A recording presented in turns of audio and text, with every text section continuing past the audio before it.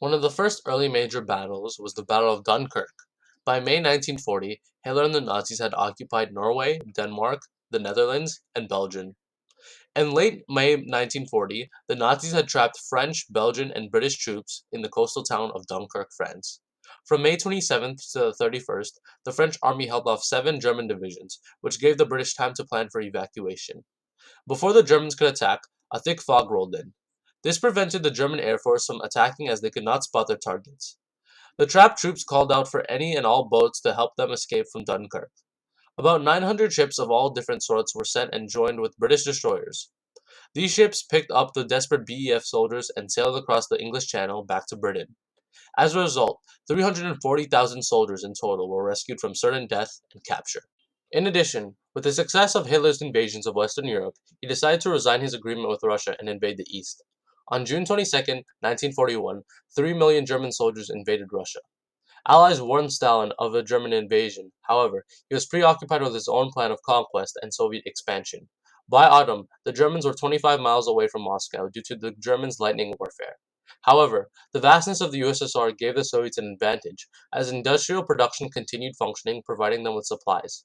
In addition, Russians practiced scorched earth policy, which had them destroy their own agriculture and industry to retreat. Eventually, the USSR launched a counterattack on Germany during the winter, as Germany was unprepared for winter warfare. Soon after, 20 million Soviet troops mobilized, and the Russians withstood the assault from Germans in this war of attrition, known as Operation Barbarossa.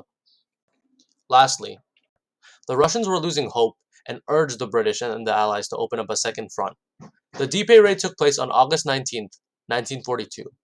61,000 troops, including 5,000 Canadians, were shipped by a 200-vessel convoy to the beaches of the port town of Dieppe, France.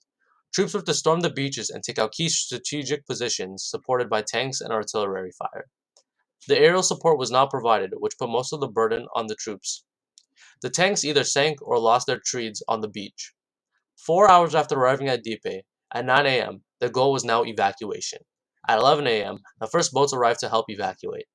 Germans were waiting for the departure and bombed the ships that were arriving. Of the nearly 5,000 strong Canadian soldiers, 3,367 were killed, wounded, or taken prisoner, an exceptional casualty rate of 68%. By 2 p.m., Germans' guns were silent and the Dieppe raid was over. As the battle continued to rage on in Europe, Canada experienced many casualties at Dieppe. However, Canada became a major contributor to the war on its home front.